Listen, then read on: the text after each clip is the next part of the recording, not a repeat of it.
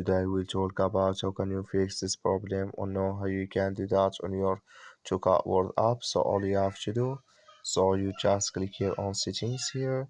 When you just click on settings, it's going to show for you a list like this here.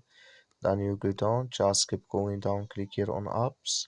Come to apps list, in here you're looking for Toca Word app. Or just click on search, then here add Toca Word app. It's going to show for you like this, click on it. So then it's going to take you to this list, click on force stop, click on OK. Then you go down, just click on storage, come to storage list here, just click on clear cache. Then all you have to do, so you just go to your Play Store, click on it here, you search here for Toca Boca word. It's going to show for you like this. You will find here if this, click on it, then it's going to work with you. That's all you have to do. Thank you for watching. Don't forget to support us by liking, subscribe.